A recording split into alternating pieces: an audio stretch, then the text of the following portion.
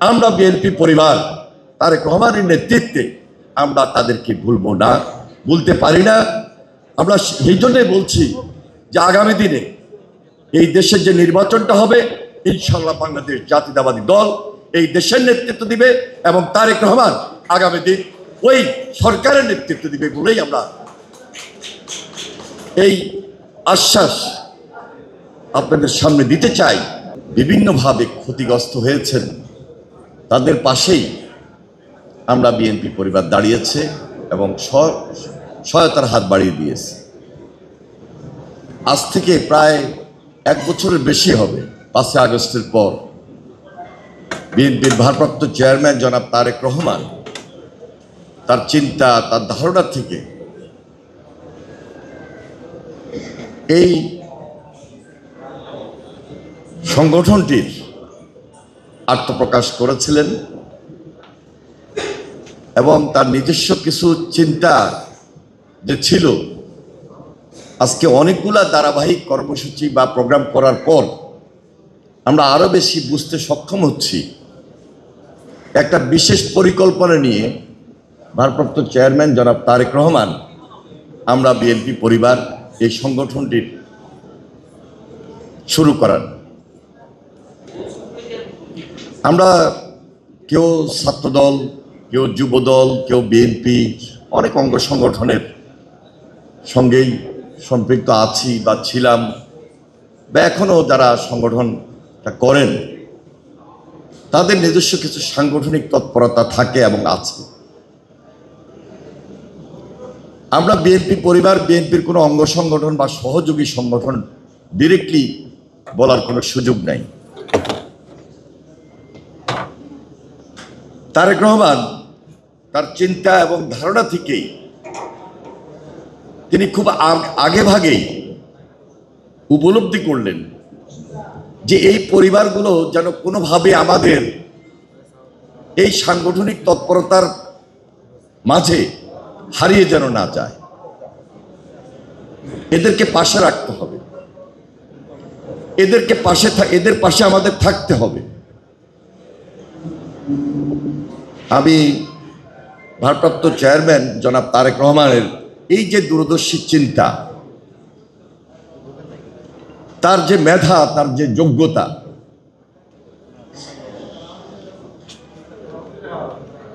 এটা আজকে সারা বাংলাদেশে সাধারণ মানুষ তার নেতৃত্বকে খুব কাছ থেকে গ্রহণ করছে।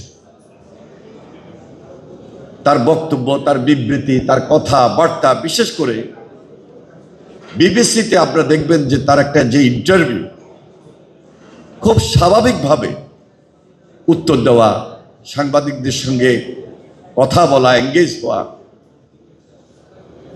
একদম সাদা সিধা খোলামেলা আলাপ আলোচনা। অতীতে বিশেষ করে যদি গত 17 বছর আমরা দেখি,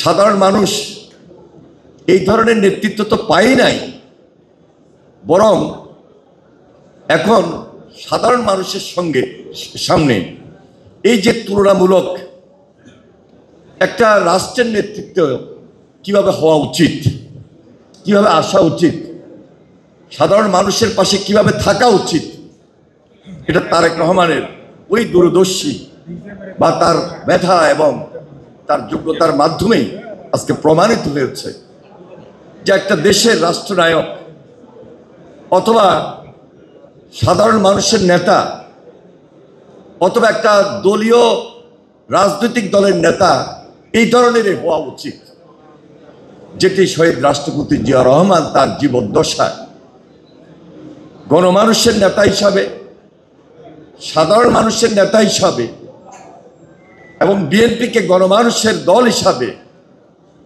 তার নেতৃত্বের মাধ্যমে তিনি প্রমাণ করেছিলেন।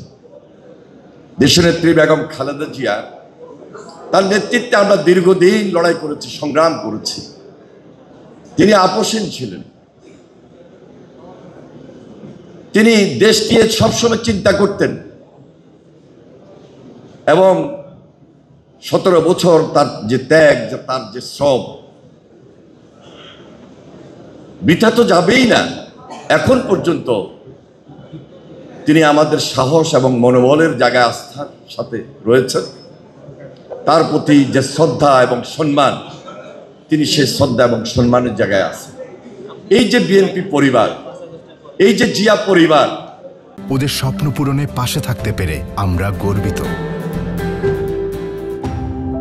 স্বাধীনতার পর এদেশের মানুষ এইভাবে নেতৃত্ব পায় নাই। আজকে এই দেশের মানুষের সামনে তারেক রহমান যেভাবে উপস্থিত হয়েছে, তারেক রহমান যে কাজগুলা করার চেষ্টা করছেন চিন্তা করে, ধারণা থেকে, খুব স্বাভাবিক প্রক্রিয়া, কোনো কঠিন কাজ না। এবং সাধারণ মানুষের কাছে যাওয়ার জন্য, সাধারণ মানুষের পাশে দাঁড়ানোর জন্য তার যে চিন্তা, তার যে শক্তি, তার যে ধারণা, এটা খুবই একজন সাধারণ মানুষের কাজ হিসাবে প্রমাণিত হয়েছে বলেই আজকে তারেক রহমান দিনের পর দিন, দিনের পর দিন রাষ্ট্রনায়ক হিসাবে, একজন পলিটিক্যাল লিডার হিসাবে মানুষ আস্থা এবং বিশ্বাস স্থাপন করতে সক্ষম হচ্ছে। এটা আমাদের জন্য, এই বাংলাদেশের মানুষের জন্য দীর্ঘদিনের প্রতীক্ষা ছিল, দীর্ঘদিনের অপেক্ষা ছিল যে আমরা একজন সত্যিকারের জিয়া রহমানের মতো নেতা চাই। আজকে তারেক রহমান তার জ্যেষ্ঠ সন্তান হিসাবে, দেশের নেতা হিসাবে সেই নেতৃত্বের দিকে এগিয়ে যাচ্ছেন। আমি তার প্রতি কৃতজ্ঞতা প্রকাশ করছি এই কারণে যে আজকের এই দিনে তার জন্মদিন। গত 3 দিন 4 দিন আগ থেকে তিনি এই জন্মদিন আনুষ্ঠানিকভাবে অথবা কোনোভাবেই না পালন করার জন্য সরাসরি স্টেটমেন্ট দিয়েছে, নির্দেশনা দিয়েছে। আমি তার দীর্ঘায়ু কামনা করছি আজকের এই দিনে। আজকে আমাদের এই অনুষ্ঠানটি যাদের জন্য আয়োজন করা হয়েছে, তাদেরকে আমরা কখনোই ভুলে যেতে পারবো না এবং কখনো যেন ভুলে না যায়। এই জন্যই তারেক রহমান, এই যে আজকের সংগঠন আমরা বিএনপি পরিবার, এই সংগঠনটি আমাদের আজকের প্রধান অতিথি অ্যাডভোকেট রুহুল কবির রিজভী, তিনি চিফ অ্যাডভাইজার হিসাবে গাইড করছেন।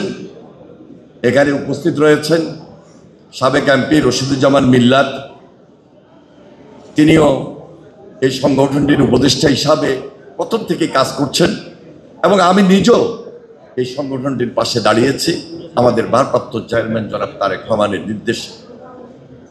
আমরা সার্বক্ষণিকভাবে আতিকুর রহমান রুমন এবং মিথুন, তাদের নেতৃত্বে এই যে সংগঠনটি, তাদেরকে ভালো কাজ করা, এই পরিবারের পাশে দাঁড়ানো, জুলাই যোদ্ধাদের জন্য পাশে থাকা, সারাদিন মিছিল করব, মিটিং করব,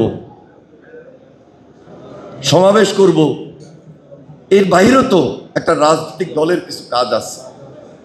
সেই কাজগুলো চোখে আঙ্গুল দিয়ে বুঝিয়ে দেওয়ার জন্যই তারেক রহমানের সেই চিন্তা শক্তি থেকেই আমরা বিএনপি পরিবার এই মানবিক কাজগুলো ধাপে ধাপে করে আজকে একটা পাহাড় পর্বত সমান অবস্থানে গিয়ে পৌঁছেছে।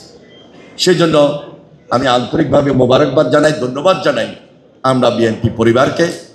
তারা যে দৃষ্টান্ত স্থাপন করে যাচ্ছে, এটা শুরু, কিন্তু এটা শেষ নয়।